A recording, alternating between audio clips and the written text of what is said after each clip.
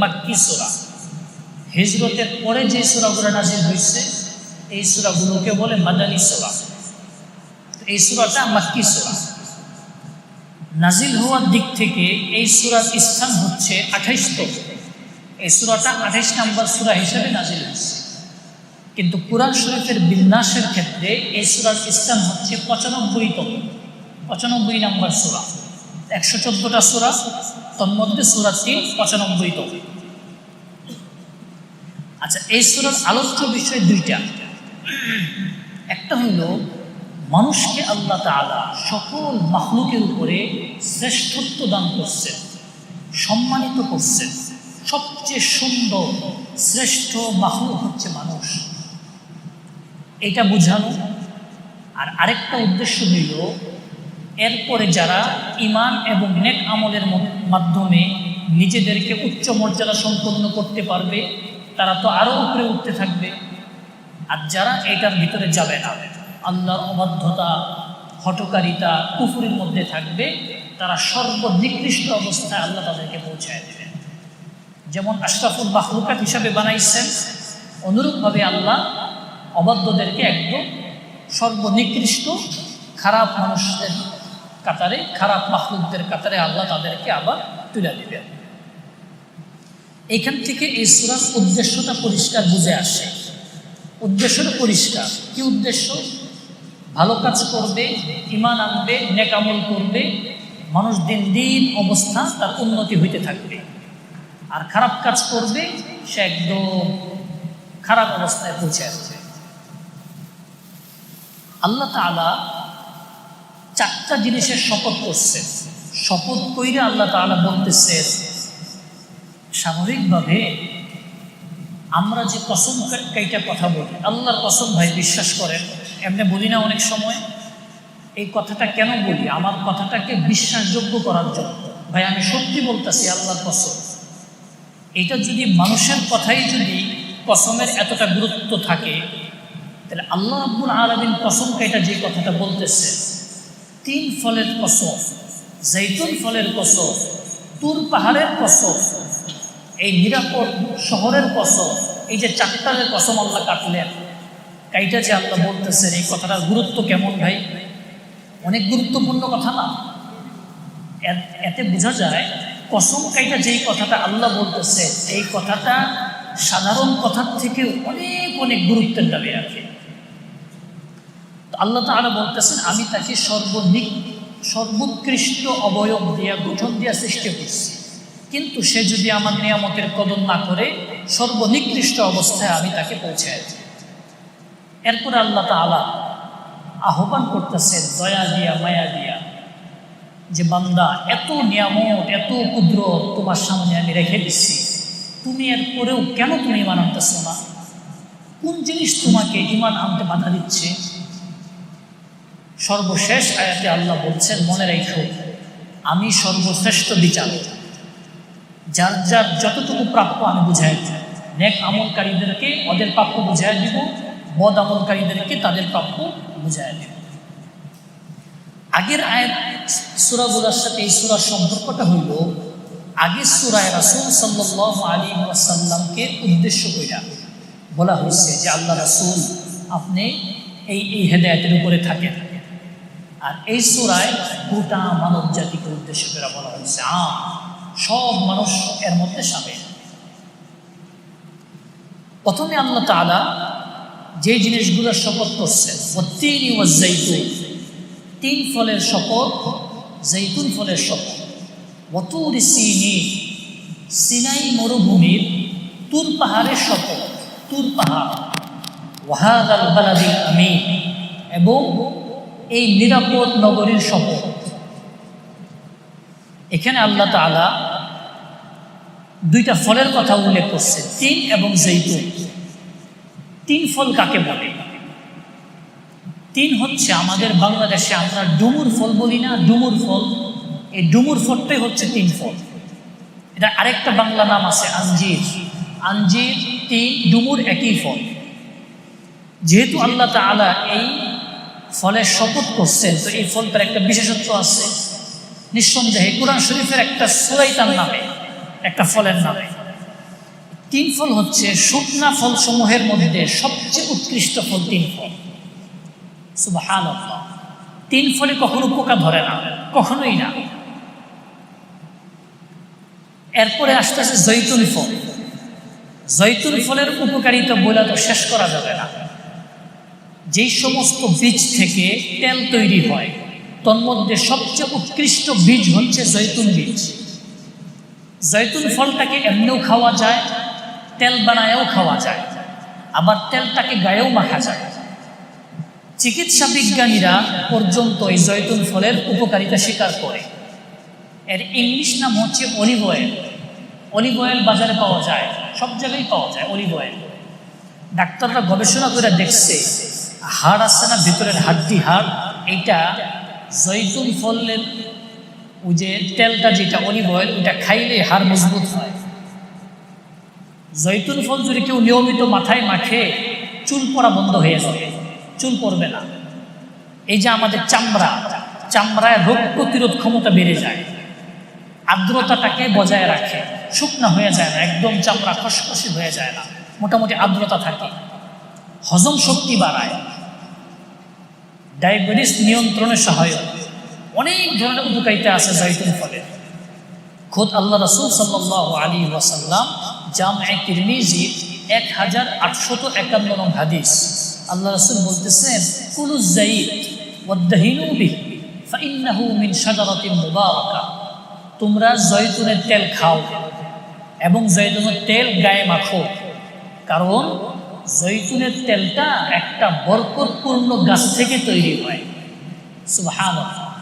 জৈতুনের গাছকে কে বরকতপূর্ণ বলছেন? আল্লাহ রাসূল বলছেন সাল্লাল্লাহু আলাইহি ওয়াসাল্লাম।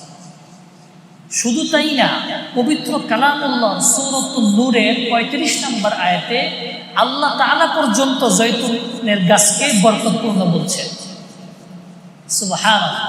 ইউকাদু মিন শাজারাতিন মুবারাকাতিন যাইতুনা লা শারকিয়্যাতিন ওয়ালা গারবিয়্যা ইয়াকাদু যাইতুহা ইউদি ওয়ালাউ লাম তামসাসহু নার। আল্লাহ তাআলা জৈতুনের গাছকে নিচে বরকতপূর্ণ গাছ বলছেন। তো এর থেকে কিন্তু জৈতুনের গুরুত্ব বুঝে আসে না ভাই? তো আল্লাহ তাআলা আমাদের সবাইকে সামর্থ্য অনুযায়ী জৈতুনের তেল ব্যবহার করার তৌফিক দান করেন, খাওয়ার তৌফিক দেন, গায়ে মাখার তৌফিক দেন। আল্লাহুম্মা আমিন। তৃতীয়তে আল্লাহ তাআলা শপথ করতেছেন তুর পাহাড়ে, সিনাই অঞ্চলের তুর পাহাড়। সিনাই অঞ্চলটা একটা উপদ্বীপ। এইটা মিশরের উত্তর পূর্ব অংশে অবস্থিত। বর্তমানে যে মিশর দেশটা আছে, যেটাকে আধুনিক ইংরেজিতে বলে ইজিপ্ট, এইটার উত্তর পূর্ব অংশে সিনাই এই দ্বীপ। এইটা ভূমধ্য সাগর এবং লোহিত সাগরের মাঝামাঝি এই দ্বীপের অবস্থান। এখানে একটা পাহাড় আছে, খুব গুরুত্বপূর্ণ পাহাড়, তুর পাহাড়। পবিত্র কালামুল্লাহ একটা সূরাই আল্লাহ তাআলা তুর পাহাড়ের নামে নাজিল করছেন, সূরাতুত তুর। সূরার নামই কি? সূরাতুত তুর। এখানেও আল্লাহ তাআলা আবার তুর পাহাড়ের শপথ করছেন।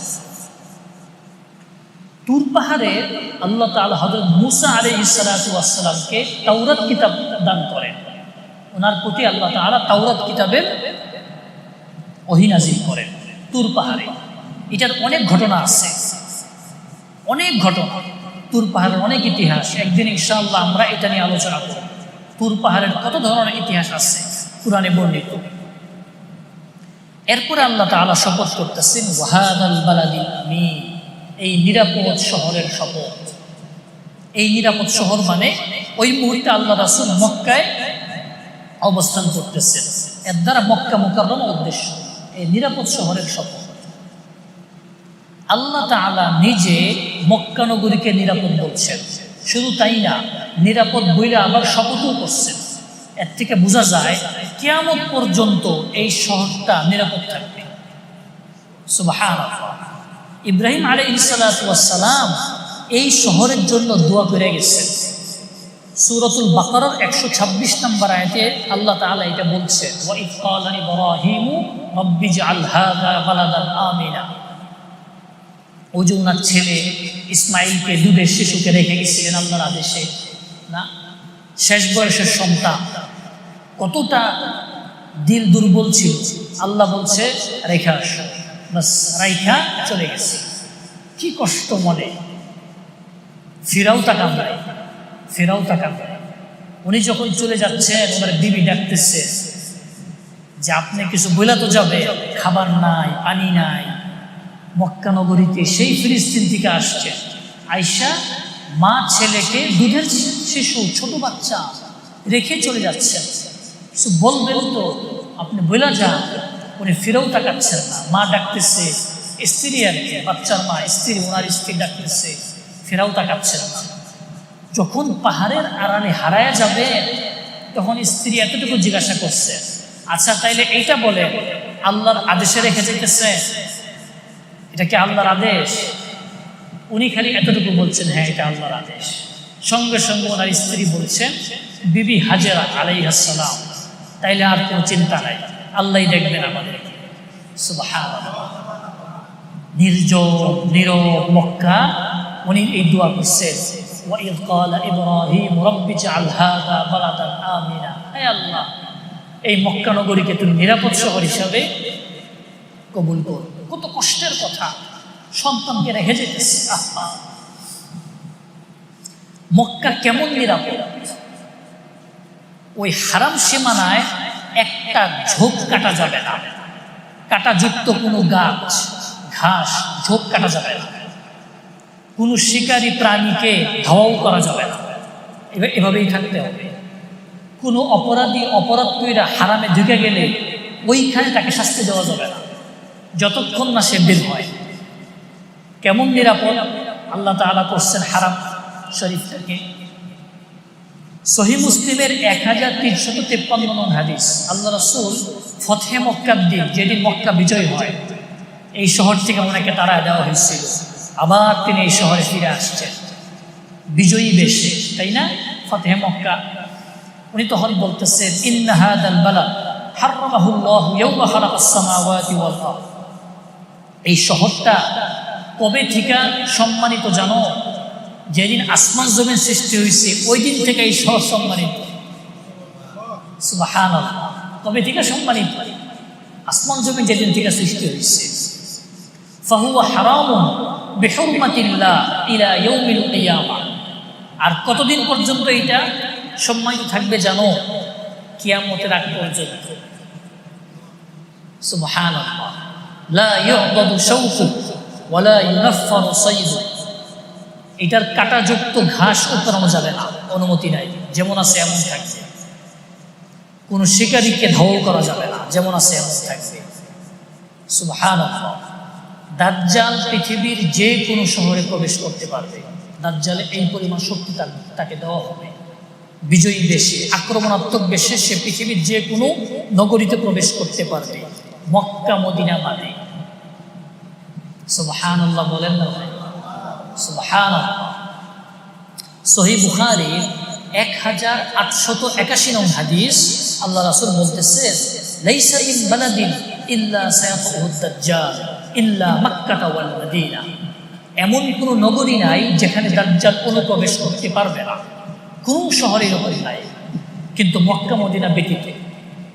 মক্কা মদিনায় পারবে না। কেন? লাইসা লাহু মিন নিকাবিহা নাকাবুন ইল্লা আলাইহিল মালাইকাতু সাফিন ইয়াহরুসুনাহা। মক্কা মদিনার প্রতিটা প্রবেশদ্বারে ফেরেশতারা সারিবদ্ধভাবে দাঁড়ায়া পাহারা দিবে। সুবহানাল্লাহ। দাজ্জালকে আল্লাহ অলৌকিক শক্তি দিবেন না? অলৌকিক শক্তি, এক হাতে জান্নাত, এক হাতে জাহান্নাম। যারা তার প্রতি ঈমান আনবে তাদেরকে সে তার জান্নাতে স্থান দেবে, আসলে ওটা জাহান্নাম। যারা দাজ্জালকে অস্বীকার করবে সে তার জাহান্নামে তাকে ঢুকাবে, আসলে ওইটা কি? জান্নাত। এতটা নিরাপদ এই শহর, এতটা নিরাপদ। আল্লাহ তাআলা আমাদেরকে বেশি বেশি মক্কা মদিনায় যাওয়ার তৌফিক দান করেন, আল্লাহুম্মা আমিন। এই 3 আয়াত, এই 4টা জিনিস যে শপথ করা হয়েছে, এর দ্বারা মূলত 3টা বিশেষ নবুয়তের অঞ্চলকে নির্দেশ করা হয়েছে। কিভাবে? তিন এবং জৈতুন ফল পৃথিবীর মধ্যে সবচেয়ে বেশি উৎপন্ন হয় ফিলিস্তিনে। আর এই ফিলিস্তিনে আল্লাহ তাআলা হযরত ঈসা আলাইহিস সালাতু ওয়াস সালামকে নবুয়ত দিয়েছেন। ইনজিল কিতাব কোথায় নাযিল হয়েছে? ফিলিস্তিনে। তো তিন জৈতুন দ্বারা এই ফলের উপকারিতাও উদ্দেশ্য, আর পাশাপাশি একটা ইঙ্গিত উদ্দেশ্য, ফিলিস্তিন অঞ্চলের একটা ইঙ্গিত। এরপরে তুরের শপথ করছেন। তুর দ্বারা উদ্দেশ্য হইল মুসা আলাইহিস সালাতু ওয়াস সালামকে যেই জায়গায়, যেই পাহাড়ে নবুয়ত দান করা হয়েছে, তাওরাত কিতাব নাজিল করা হয়েছে। ইনজিল কিতাব ফিলিস্তিনে, তাওরাত কিতাব তুর পাহাড়ে। আর নিরাপদ শহরের শপথ করছেন মানে হইল ইঙ্গিত করা হচ্ছে এখানে কুরআন নাজিল করা হচ্ছে। তিনটা বিখ্যাত ওহীর কিতাব তাওরাত, ইনজিল, কুরআন, এই তিনটা বিশেষ কিতাবের নাজিল হওয়ার স্থানকে এই দ্বারা উদ্দেশ্য করা হচ্ছে। এইবার দোস্ত বুজুর্গ আপনারা বলেন, এত এত শপথ কইরা, এত এত গুরুত্বপূর্ণ জায়গাগুলোকে ইঙ্গিত কইরা এরপরে যেই কথাটা বলা হচ্ছে এই কথাটা কেমন গুরুত্বপূর্ণ বলেন। এরপরে আল্লাহ তাআলা বলতেছেন, লাকাদ খালাকনাল ইনসানা ফি আহসানি তাকওয়িম, আমি মানুষকে সর্বোৎকৃষ্ট সর্বশ্রেষ্ঠ অবয়ব দিয়ে সবচেয়ে সুন্দর গঠন দিয়ে সৃষ্টি করেছি। সুবহানাল্লাহ। এই কথাটা আগেই বলতে পারতেন না? বলেন নাই। তিন ফলের শপথ করছে, জাইতুন ফলের শপথ করছে, তুর পাহাড়ের শপথ করছে, মক্কা মুকাররমার শপথ করছে। এরপরে বলতেছেন, বান্দা শোনো, মানুষকে আমি সবচেয়ে শ্রেষ্ঠ আকৃতি দিয়ে সৃষ্টি করছি। সুবহানাল্লাহ। সকল মাখলুকের মধ্যে সবচেয়ে সুন্দর আকৃতিকার মানুষের, বাহ্যিকভাবেও আভ্যন্তরীণভাবেও। মানুষকে আল্লাহ রূপ দিচ্ছেন, শারীরিক গঠন দিচ্ছেন, যেইখানে যেটা থাকা দরকার ওইখানে ওইটা আছে। আবার বাহ্যিকভাবে ফিতরতটাকেও আল্লাহ সুন্দর করে সৃষ্টি করছে। আল্লাহ তাআলা মানুষের ফিতরত সৃষ্টি কইরা তার মধ্যে দুইটা জিনিস রাখছেন, ভালো কাজ, ভালো কাজের পথ দেখায় দিচ্ছে, মন্দ কাজের পথ দেখায় দিচ্ছে। সূরাতুশ শামসের ৭ এবং ৮ নম্বর আয়াতে আল্লাহ বলতেছেন, ওয়া নাফসিন ওয়া মা সাওয়াহা ফাআলহামাহা ফুজুরাহা ওয়া তাকওয়াহা। আত্মার শপথ, মানব আত্মার শপথ করে আমি বলতেছি, এবং ওই সত্তার শপথ যিনি মানব আত্মাকে সুন্দরভাবে সুগঠিত করেছেন, তিনি আত্মার মাঝে ভালো কাজের দিক নির্দেশনা এবং মন্দ কাজের দিক নির্দেশনা দুইটাই রেখে দিচ্ছে। এরপরে তোমরা যেই দিকে যাবা, ভালো কাজ করবা উপরে উঠতে থাকবা, মন্দ কাজ করবা নিচে নামতে থাকবে। কতটুকু নিচে আল্লাহ নামাবেন ওইটা পরের আয়াতে আল্লাহ বলতেছে। একজন সুফি ছিলেন, আধ্যাত্মিক ব্যক্তি, সুফি ইবনুল আরবি। তিনি বলছেন, সৃষ্টজীবের মধ্যে মানুষ সবচেয়ে সুন্দর। কেন জানেন? আল্লাহ তাআলা নিজের কিছু সিফাত মানুষের মধ্যে দান করছে। সুবহানাল্লাহ। যেমন আল্লাহ তাআলা প্রজ্ঞাবান, আল্লাহ তাআলার অনেক প্রজ্ঞা না? কিছু কিছু মানুষকে দেখবেন অনেক প্রজ্ঞাবান, অনেক বুদ্ধি, এরকম মানুষ আছে না সমাজে? সেইটা পাইছে কোত্থেকে? আল্লাহ তাআলার হিকমত প্রজ্ঞা থেকে সে কিছুটা পাইছে, আল্লাহ তাআলা কিছুটা দিচ্ছে। কিছু মানুষকে দেখবেন অনেক সুন্দর না, দেখেন না সমাজে? এই সৌন্দর্য পাইছে কোত্থেকে? আল্লাহর সৌন্দর্য থেকে একটু ছিটাটাকে মেরে দিচ্ছে। কিছু মানুষকে দেখবেন শক্তিশালী, আল্লাহর শক্তি থেকে একটু তার ভিতরে দিয়ে দিচ্ছে। কিছু বাদশা আছে না, খুব শক্তিশালী দাপট, এটা কোত্থেকে পাইছে? আল্লাহ তাআলার দাপটিও সিফাত থেকে ওরা একটু দিয়ে দিচ্ছে। কিছু মানুষ বক্তা, খুব সুন্দর করে কথা বলে, মানুষ মুগ্ধ হইয়া যায়, এটা সে কোত্থেকে পাইছে? আল্লাহ দিচ্ছে নিজস্ব সিফাত থেকে। তো মানুষের ভিতরে আল্লাহ অনেক সিফাতের সংমিশ্রণ ঘটাইছে, অনেকগুলা সিফাত আল্লাহ তাআলা কিছু দিয়া দেখাইছে। দুনিয়ার এই সিফাত পায়া মানুষ যে সবার কাছে প্রিয় হয়ে ওঠে, সবাই তাকে ভালোবাসে। এবার বুঝে দেখো আমার কাছে যেটা আছে এটা কেমন, কি আমি আমার নিজের কাছে রেখে দিচ্ছি। সুবহানাল্লাহ। বুখারী, মুসলিম সহ অনেক অনেক অন্য অনেক হাদিস কিতাব হাদিসের কিতাবে একটা হাদিস আসছে, মুসলিম শরীফের 2612 নম্বর হাদিস।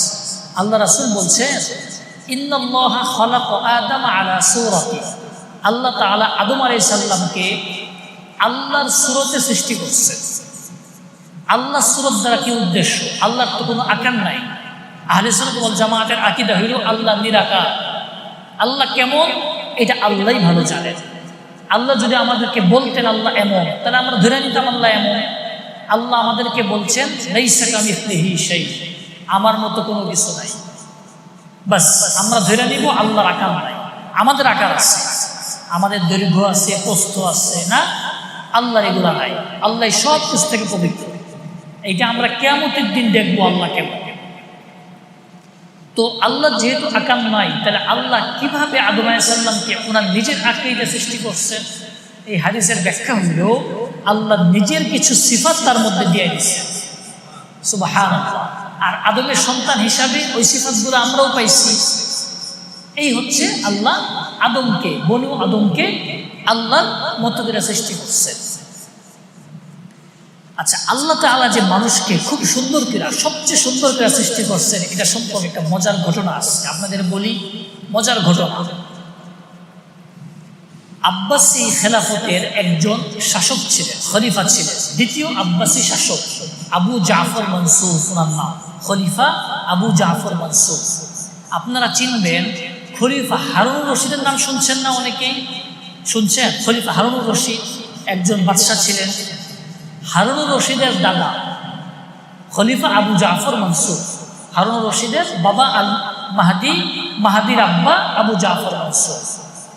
আবু জাফর মনসুরের একজন গুরুত্বপূর্ণ সভাসদ ছিলেন। ওনার সভার ভিতরে থাকতো একটা ব্যক্তি, ওনার নাম মুসা, ঈসা ইবনে মুসা হাশেমি।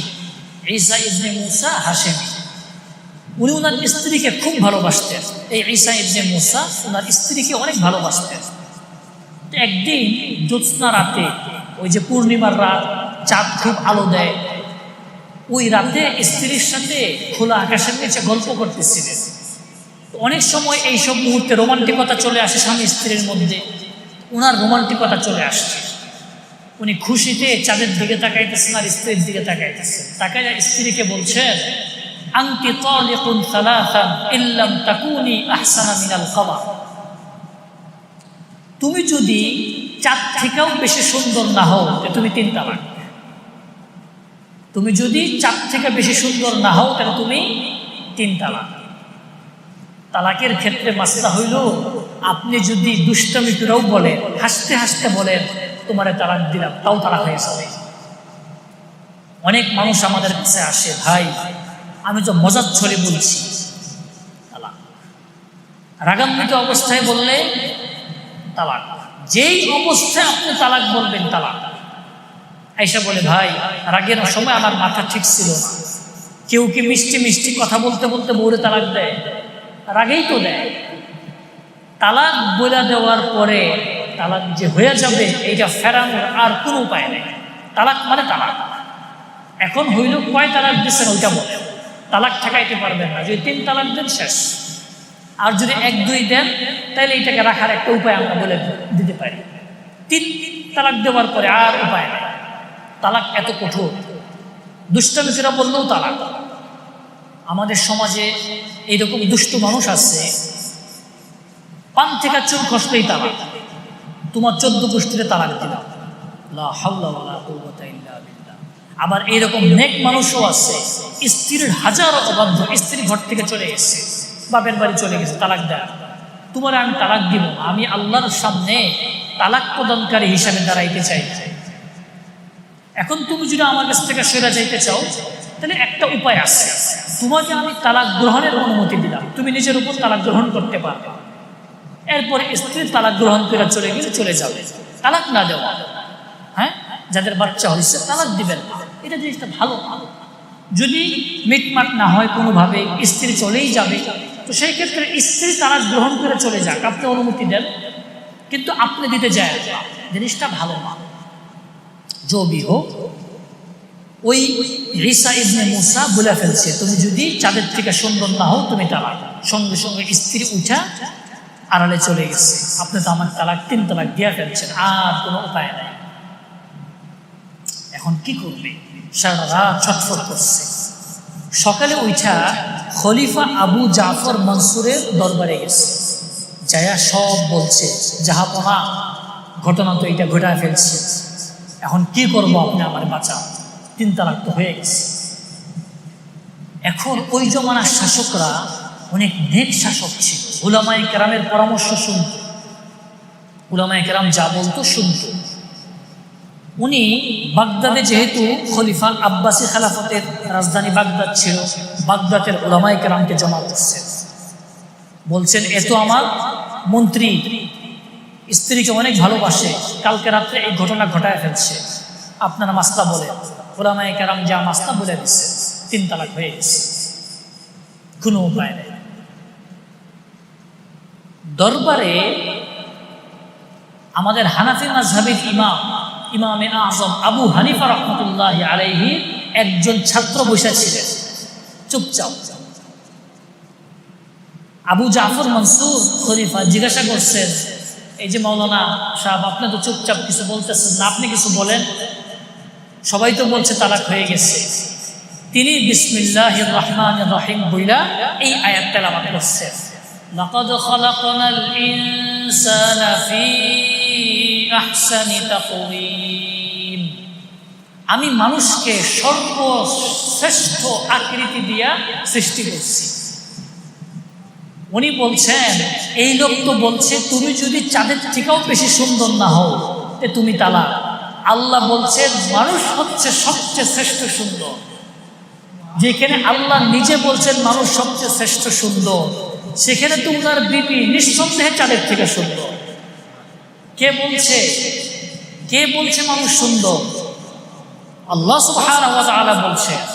এবং তিনি এইটা বলেন নাই মানুষ সুন্দর, তিনি বলছেন আমি মানুষকে সর্বশ্রেষ্ঠ আকৃতি দিয়া, অবয়ব দিয়া, গঠন দিয়া সৃষ্টি করছি। সুবহানাল্লাহ, তালাক হয় নাই। সুবহানাল্লাহ। চাঁদ সুন্দর না মানুষ সুন্দর? কে সুন্দর ভাই বলেন?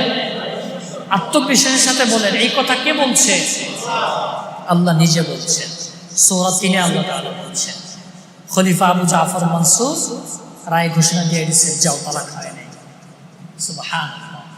কেউ যদি কাউকে স্ত্রীকে বলে তুমি যদি এর থেকে বেশি সুন্দর না হও তুমি তালাক হবে না, কারণ মানুষ সবচেয়ে বেশি সুন্দর।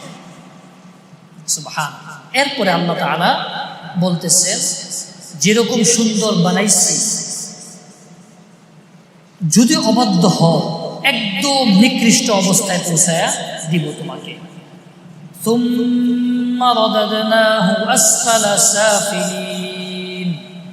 এরপর আমি মানুষকে হীন থেকে হীন অবস্থায় পৌঁছায় দিই, নিকৃষ্ট থেকে নিকৃষ্ট অবস্থায় পৌঁছায় দিই। মানে কি?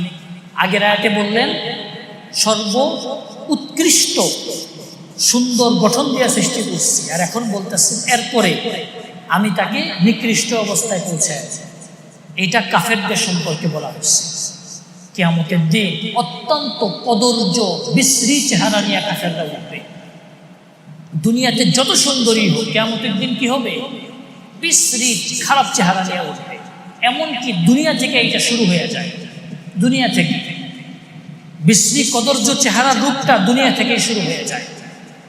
আপনারা আলেম বিদ্বেষী, দিন বিদ্বেষী ব্যক্তিদের মারা যাওয়ার পর তাদের চেহারা দেখিয়া আমার কয়েকজনকে দেখার সুযোগ হয়েছে। চেহারা বড় ভয়াবহ হয়ে যায়, ভয়ঙ্কর, তাকানো যায় না।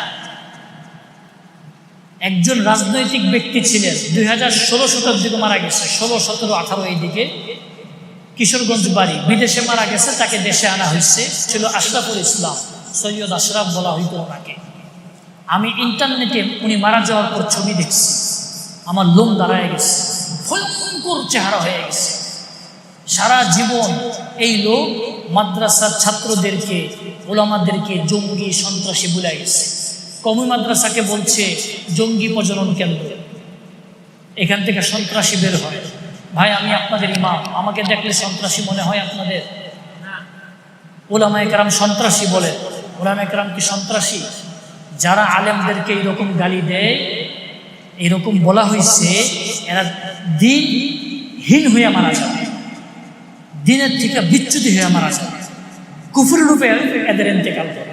আল্লাহ আমাদের সবাইকে হেফাজত করে। এদেরকে কবরে রাখার পরে চেহারা পশ্চিম দিক থেকে সরে যায়, চেহারা পশ্চিম দিকে থাকে না। যারা উলামায়ে কেরামের উপর নির্দেশ লালন করে। রশিদ আহমদ গাঙ্গুহি রহমতুল্লাহ আলাইহির সময়ে এক ব্যক্তি খুব আলেমদেরকে গালিগালাজ করত।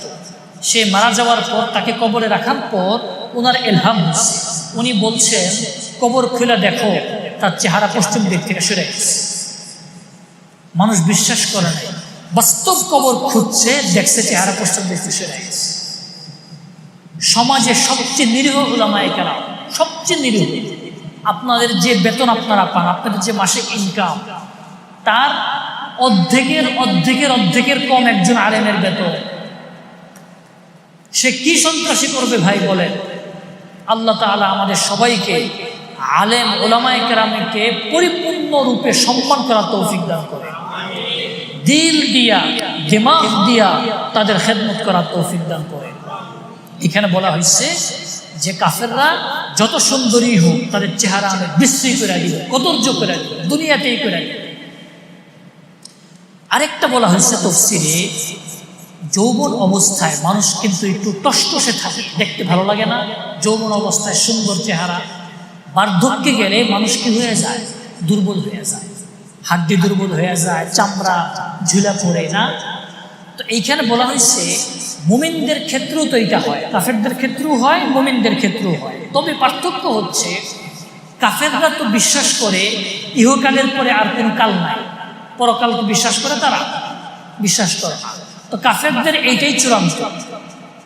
কিন্তু মুমিনের কিন্তু এই বিশ্বাস আছে, আর মাত্র কয়টা দিনই তো বাঁচব, এরপরে আমার পরকাল আসতেছে, চিরকাল আমি জান্নাত পাবো।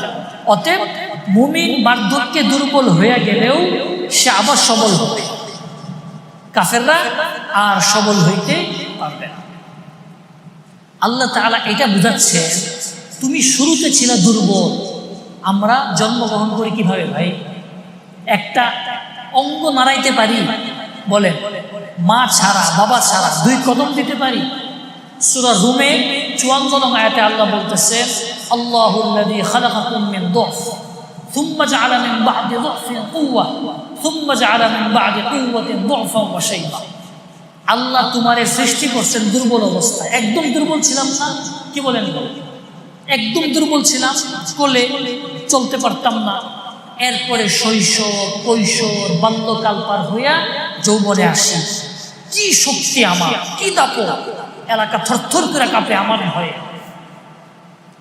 এরপরে আবার তোমারে আমি একদম দুর্বল করে দিই। দুর্বল করে দেন না? লাঠি ছাড়া চলতেই পারে না। পারে? বলেন, বিছনায় পড়ে গেছে। এরকম হয় না ভাই? এই যে দুর্বল তুমি কিসের বড়াই করো? তুমি কার উপরে বড়াই করতেছো বান্দা? বলো তো, তুমি কিরকম ছিলা, আর তোমারে আমি কেমনে পৌঁছায় দিই, তুমি কি এগুলো দেখো না? তোমার বাপদাদারে যে আমি পৌঁছাইছি, তোমারেও যে পৌঁছাবো, দেখো না? বৃদ্ধ বয়সে পৌঁছায় গেলে খারাপ মানুষকে কিন্তু মানুষ খারাপ আলোচনাই করে। ঠিকই আছে, এ অসুস্থ হয়েছে, ঠিকই আছে, এর ঠ্যাং ভেঙে গেছে, এর আরেকটা ঠ্যাং ভাঙলে ভালো হতো, মানুষ বলে, কিন্তু বলে না? বলে। এই দাপট দুস্থ বুজুর্গ বেশি দিন থাকবে না। দুস্থ বুজুর্গ, মানুষের সাথে খারাপ আচরণ করিয়েন না। আল্লাহর কোন সৃষ্টিজীবের সাথে, পশু পাখির সাথে খারাপ আচরণ করিয়েন না। কুকুর বিড়ালের সাথেও খারাপ আচরণ করিয়েন না।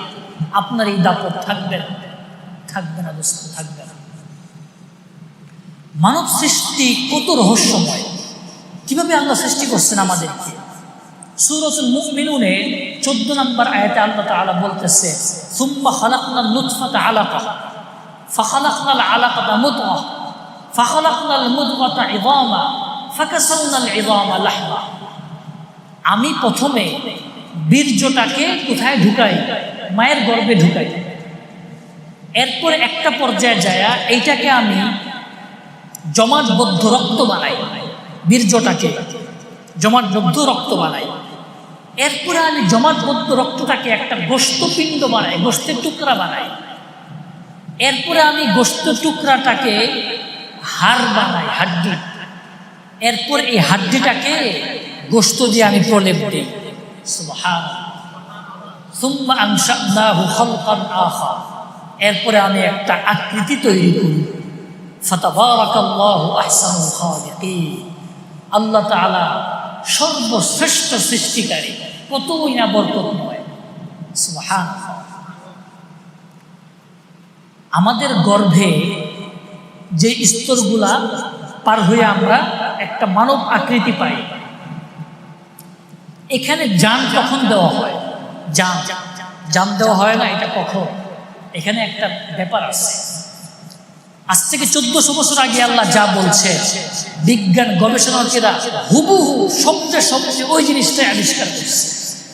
সুবহানাল্লাহ। আল্লাহ রাসূল সহিহ বুখারী 3208 নম্বর হাদিসে বলছেন, এটা শুধু সহিহ বুখারীতেই না, সহিহ মুসলিমের 2643 নং হাদিস, সুনানে আবি দাউদের 4708 নম্বর হাদিস, জামে তিরমিজি 2137 নম্বর হাদিস। হাদিসের অনেক কিতাবে এই হাদিসটা আসছে। 120 দিনে যখন ভ্রূণের বয়সটা মায়ের গর্ভে 120 দিন হয়, 4 মাস হয়। কয় মাস? 4 মাস। তখন তার ভিতরে কি দেওয়া হয়? জান দেওয়া হয়। আল্লাহ রাসূল বলে গেছে, তখন তার ভিতরে প্রাণ দেওয়া হয়, প্রাণ। জীববিজ্ঞান এটাকে স্বীকার করছে। তারা গবেষণা করে দেখছে, এমব্রায়োলজি, যেটাকে ভ্রূণবিদ্যা বলে, এখানে একটা অধ্যায় আছে কুইকেনিং, গর্ভস্থ শিশুর নাড়াচাড়া করা। তারা গবেষণা করে দেখছে, একজন মা 16 থেকে 20 সপ্তাহ এর মধ্যে প্রথম গর্ভের নাড়াচাড়া টের পায়। সুবহানাল্লাহ। মানে 4 মাস। 16 সপ্তাহ মানে কত মাস? 4 মাস। হুবহু হাদিসের সাথে মিলাই গেছে। সুবহানাল্লাহ। বিখ্যাত একজন এই বিষয়ে গবেষক ছিলেন ডক্টর কিথ এল মুর। তিনি একটা বই লিখছেন, দ্য ডেভেলপিং হিউম্যান। কানাডার ইউনিভার্সিটি অফ টরন্টো তিনি অ্যানাটমি অ্যান্ড সেল বায়োলজি বিশেষজ্ঞ ছিলেন। তিনি বলছেন, হুবহু মানব সৃষ্টির সাথে কুরআন হাদিসের এত মিল, এটা আমি দেখে তাজ্জব হয়ে গেছি। সুবহানাল্লাহ, সুবহানাল্লাহ। এইটা কোনোভাবে 1400 বছর আগে বৈজ্ঞানিকভাবে সম্ভব ছিল না। নিঃসন্দেহে কুরআন হাদিস ঐশীবাদী, নিঃসন্দেহে। এখানে একটা মাসলা আছে। মাসলা হচ্ছে, আমরা অনেক সময় আমাদেরকে মানুষ মাসলা জিজ্ঞাসা করে, হুজুর আমার স্ত্রীর পেটে বাচ্চা চলে আসছে, আমরা এখন বাচ্চা নিতে চাইতেছি না, আমরা এখন গর্ভটাকে নষ্ট করে দেব। আচ্ছা, এটাকে গর্ভপাত বলে। গর্ভপাত, বাচ্চাকে নষ্ট করে দেওয়া, এটার ব্যাপারে মাসলা আছে। বিনা ওজরে গর্ভপাত করানো সম্পূর্ণ হারাম, সম্পূর্ণ হারাম। একজন মানুষকে মারার যে পরিমাণ গুনাহ, গর্ভের বাচ্চাকে মারার এই পরিমাণ গুনাহ। বিনা ওজরে কোনোভাবেই হত্যা করা যাবে না। যদি বিশেষ কোনো ওজর থাকে, বিশেষ ওজর কেমন? এই স্ত্রীর একটা দুধের বাচ্চা আছে, এখন সে আবার কি হয়েছে? গর্ভবতী হয়েছে। এরকম হয় না? দুধের বাচ্চা আছে, এখন গর্ভবতী হওয়ার দ্বারা কি হয়েছে? তার দুধ কমে গেছে, দুধ আর নাই। দুধের বাচ্চা আর দুধ পাচ্ছে না মায়ের। এটা একটা বড় সমস্যা। শরীয়ত এই যে একটা ওজর, অথবা জিনার কারণে কোনো মহিলার পেটে বাচ্চা চলে আসছে, সমাজে ভয়ঙ্কর ফিতনা দেখা দিতে পারে যদি বাচ্চাটা হয়। তাইলে শরীয়তের মাসলা হইল, এইরকম বড় ওজর থাকলে 4 মাসের আগে, যখন তার ভিতরে জান দেওয়া হয় নাই, 4 মাসের আগে গর্ভপাত করানো জায়েজ আছে। কয় মাসের আগে? 4 মাসের পরে কোনোভাবেই গর্ভপাত করানো জায়েজ নাই। পরিপূর্ণ হারাম, পরিপূর্ণ হারাম। জিনার বাচ্চা হোক, বিয়ের বাচ্চা হোক, যেই বাচ্চাই হোক। কেন? 4 মাসে আল্লাহ তাআলা তাকে জান দিয়ে দিচ্ছে, আর তাকে হত্যা করা যাবে না, এইটা জন্মগ্রহণ করতেই হবে। আল্লাহ তাআলা আমাদেরকে এটা বোঝার তৌফিক দান করেন। প্রসঙ্গটা আসতে দেখে মাসলাটা বলে দিলাম আপনাদের। এরপর আয়াতে আল্লাহ তাআলা বলতেছেন, ইল্লাল্লাযীনা আমানু ওয়া আমিলুস সালিহাতি ফালাহুম আজরুন গায়রু মামনুন। এই যে আমি মানুষকে সর্বশ্রেষ্ঠ আকৃতি দিয়ে সৃষ্টি করছি, এরপরে কিন্তু আমি সর্বনিকৃষ্ট অবস্থায় পৌঁছায় দিই, কিন্তু এটা সবাইকে দেই না। সর্বনিকৃষ্ট অবস্থা থেকে তারা ব্যতিক্রম, যারা ঈমান এনেছে এবং নেক আমল করেছে, তাদের জন্য ফালাহুম আজরুন গায়রু মামনুন, তাদের জন্য রয়েছে অনিঃশেষ প্রতিদান, যেই প্রতিদান শুরু হবে আর কোনো শেষ হবে না। সুবহানাল্লাহ।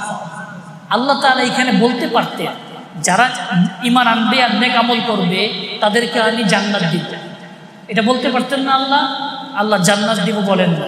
কারণ কি? আল্লাহ তাদেরকে বলছেন অবিচ্ছিন্ন প্রতিদান দেব, এমন প্রতিদান তাদেরকে দিব আমি, এটার আর কোনো শেষ নাই। জান্নাতের সম্পর্ক তো আখিরাতের সাথে না, কিন্তু এদেরকে আল্লাহ তাআলা, যারা নেককার, এদেরকে আল্লাহ দুনিয়া থেকে প্রতিদান দেওয়া শুরু করে। সুবহানাল্লাহ। এই কারণে আল্লাহ জান্নাত বলেন নাই, বলছেন কি ফালাহুম আজরুন গায়রু মামনুন, নিরবিচ্ছিন্ন প্রতিদান, নিরবিচ্ছিন্ন পুরস্কার। আচ্ছা, কি নিরবিচ্ছিন্ন পুরস্কার? একটা বিষয় খেয়াল করি, যারা নাকি সমাজের নেক মানুষ, নেক সৎকর্ম, নেক বুজুর্গ, এরা কিন্তু বার্ধক্যে বিছানায় পইরা গেলেও মানুষ তাদের দেখতে যায় না? দেখতে যায় না? ভাই ভাই কেমন আছে, সান্ত্বনা দেয়, মাথা হাতায় দেয়, একটু বুকে জড়ায় ধরে, এরকম করে না? বহুত উলামায়ে কেরাম অসুস্থ হইলে আপনারা খালি উলামায়ে কেরামকে মানুষ কি পরিমাণ সম্মান করে দেখতে যায়। হাতে ঘিরা থাকে, কেউ শরীর টিপে, কেউ হাত টিপা দেয়, কেউ মাথাটা বানায় দেয়। কি বলেন ভাই, এরকম দেখছেন না? দুনিয়া থেকেই সম্মান শুরু হয়ে যায়। এটা কি আল্লাহ তাআলার প্রতিদান না? কি বলেন ভাই, এটা কি প্রতিদান না? দুনিয়া থেকেই সম্মান শুরু হয়ে যায়, দুনিয়া থেকে আল্লাহ তাআলা সম্মান দেওয়া শুরু করে দেয়। বিপরীতে যারা খারাপ মানুষ, এরা অসুস্থ হয়ে বিছানায় পড়লে দুনিয়া থেকেই তাদের বদনাম শুরু হয়ে যায় না ভাই? হয়ে যায়। এই লোকটা বড় খারাপ ছিল, কেউ দেখতে যাবেন না, বিছানা পায়খানা করে, পুরো কেউ পরিষ্কার করবেন না, এরকম হয় না? হয়। এইটাই বলা হচ্ছে দুনিয়া থেকেই তোমার পুরস্কার শুরু হয়ে যাবে। আরেকটা ব্যাখ্যা হইল, বার্ধক্যে পৌঁছায় গেলে যৌবনের মধ্যে ইবাদত করা যায়। মানুষকে যৌবনে যেই পরিমাণ শক্তির সাথে ইবাদত করতে পারে, বার্ধক্যে করতে পারে? বলে করতে পারে না। কোনো টেনশন নাই। যে ব্যক্তি সুস্থ অবস্থায় যৌবনে ইবাদত করছে, বার্ধক্যের অসুস্থতার কারণে করতে পারতেছে না, তাকে হুবহু যৌবনের ইবাদতের সওয়াব দেওয়া হবে। সুবহানাল্লাহ। কি বুঝলেন ভাই? যুবক বয়সে তাহাজ্জুদ পড়ছেন, বৃদ্ধকালে পারতেছেন না, যুবক বয়সের তাহাজ্জুদের সওয়াব পাবে। সুবহানাল্লাহ। ভাই তো চিৎকার দিয়ে বলেন সুবহানাল্লাহ। আল্লাহু আকবার। আপনি বিছানায় শুয়ে রয়েছেন, বিছানায় পেশাব পায়খানা করতেছেন, লড়তে পারেন না, অসুস্থ, যুবক বয়সের সওয়াব এই ময়লার মধ্যে থেকে পেয়ে যাইতেছে। কিরকম পুরস্কার ভাই বলেন, কেমন পুরস্কার এটা? এইটা সহিহ বুখারীর 2996 নম্বর হাদিস। আল্লাহ রাসূল বলছেন, ইদা মারিদাল আবদ আও সাফার কুতিবা লাহু মিসলু মা কানা ইয়ামালু মুকিমান সাহিহা। কোনো বান্দা যখন অসুস্থ হয়ে যায়, সফররত অবস্থায় থাকে, তখন সুস্থ অবস্থায় তাকে যেই পরিমাণ নেক আমল করতো আর যে সওয়াব দেওয়া হইতো, অসুস্থ অবস্থায় তাকে হুবহু ওই পরিমাণ সওয়াব দেওয়া হয়। সুবহানাল্লাহ। আল্লাহ তাআলা আমাদেরকে শক্তি থাকা অবস্থায় ভরপুর ইবাদত করার তৌফিক দান করেন। এরপর আয়াতে আল্লাহ তাআলা বলতেছেন, ফামা ইউকাযযিবুকা বা'দু বিদ্দীন। আহা, বড় মায়া দিয়া বলতেছেন, বান্দা এত কুদরত দেখার পরেও কোন জিনিস তোমাকে কিয়ামতের বিষয়ে অস্বীকার করতে উদ্বুদ্ধ করতেছে? কেন কিয়ামত অস্বীকার করতেছো বলো তো বান্দা? কেন অস্বীকার করতেছো? তোমার চোখের সামনে এগুলো আছে না? আমি যেগুলো বললাম এগুলো তুমি চোখে দেখতেছো না? একটা মানুষকে কত শক্তিশালী অবস্থায় আমি রাখছি, এই মানুষটা বার্ধক্যে কত দুর্বল হয় তুমি দেখছো না? কেন তুমি অস্বীকার করতেছো? আমার বল, কি মায়া দিয়া দয়া দিয়া আল্লাহ তাআলা বলতেছে। ভাই, আল্লাহ তাআলা আমাদের সবাইকে ঈমানের পথে, নেক আমলের পথে ওঠার তৌফিক দান করেন। এরপরে আল্লাহ তাআলা বলতেছেন, বান্দা আলাইসাল্লাহু বিআহকামিল হাকিমিন, তোমার কাছে কি মনে হয় আল্লাহ তাআলা কি বিচারকদের মধ্যে সর্বশ্রেষ্ঠ বিচারক নন? আল্লাহ তাআলা কি শাসকদের মধ্যে সর্বশ্রেষ্ঠ শাসক নন? কি মনে হয় তুমি ভালো কাজ করবা, তোমারে আমি নেক প্রতিদান দিব না, এটা কি হইতে পারে? আমি তো আল্লাহ। আর বান্দা এত নিয়ামত পায়াও খারাপ কাজ করবা, নাফরমানি করবা, তোমারে আমি ছেড়ে দিব না? বান্দা, তোমার জন্য প্রস্তুত হইতেছে স্পেশাল জাহান্নাম। আল্লাহ তাআলা আমাদের সবাইকে হেফাজত করে। আরবি ব্যাকরণে এই ধরনের প্রশ্নকে, এখানে একটা প্রশ্ন করা হয়েছে, আল্লাহ কি সর্বশ্রেষ্ঠ বিচারক নন? একটা প্রশ্ন করা হয়েছে, এটাকে বলে ইস্তিফহামে ইনকারি, বাংলায় বলে অস্বীকারমূলক প্রশ্ন। আমার প্রশ্ন করার উদ্দেশ্যটাই হইল বিপরীত দিকটাকে প্রতিষ্ঠিত করা। প্রশ্ন করার উদ্দেশ্যটাই হয়েছে বিপরীত দিকটাকে প্রতিষ্ঠিত করা। আমরা কথায়ও এইরকম বলি, কি ভাই তুই আমার বললি না আমি কি মরে গেছি? তুই আমার বলতে আমি তোকে সাহায্য করতাম। এই কথাটা আমরা বলতাম, বলি কেমনে? আমি কি মরে গেছি? আসলে আমি যে মইরা যাই নাই, এই কথাটাকে প্রতিষ্ঠিত করার জন্য ওইভাবে আমরা বলি। তো হুবহু এইখানে আল্লাহ কি সর্বশ্রেষ্ঠ বিচারক নন? এইটার মাকসাদ হইল একমাত্র আল্লাহই সর্বশ্রেষ্ঠ বিচারক, এইটা বুঝান। এই কারণে এই আয়াতের পরে আলাইসাল্লাহু বিআহকামিল হাকিমিন, এই আয়াতের পরে একটা শব্দ, একটা বাক্য পড়া মুস্তাহাব। বাক্যটা হচ্ছে, এটা কুরআন শরীফে নাই, বালা ওয়া আনা আলা যালিকা মিনাশ শাহিদিন, অবশ্যই আপনি সর্বশ্রেষ্ঠ বিচারক এবং আমি এই কথার সাক্ষ্য দিচ্ছি। বালা ওয়া আনা আলা যালিকা মিনাশ শাহিদিন, এই কথাটা বলতে হবে, এই বাক্যটা পড়তে হবে। এটা মুস্তাহাব, বললে ভালো। জামে তিরমিজির 3347 নং হাদিস, আবু হুরায়রা রাদিয়াল্লাহু আনহু বলতেছেন, মান ক্বারাআ সূরাতা ওয়াত-তিন ওয়াজ-যাইতুন ফাকরাআ আলাইসাল্লাহু বিআহকামিল হাকিমিন ফালইয়াকুল বালা ওয়া আনা আলা যালিকা মিনাশ শাহিদিন। যে ব্যক্তি সূরা 3 তেলাওয়াত করবে এবং যখন এই সর্বশেষ আয়াতে আসবে আলাইসাল্লাহু বিআহকামিল হাকিমিন, আল্লাহ কি সর্বশ্রেষ্ঠ বিচারক নন, তখন সে যেন এটা বলে, অবশ্যই বালা, অবশ্যই আল্লাহ সর্বশ্রেষ্ঠ বিচারক, ওয়া আনা আলা যালিকা মিনাশ শাহিদিন, আমি নিজেই কথা সাক্ষ্য দিচ্ছি।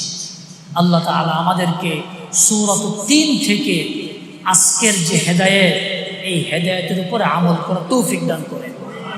অন্তর থেকে, দিমাগ থেকে সূরাত 3-এর নির্দেশনা বোঝার, উপলব্ধি করার তৌফিক দান করেন। আমিন। ওয়া আখিরু দাওয়ানা আনিল হামদুলিল্লাহি রাব্বিল আলামিন।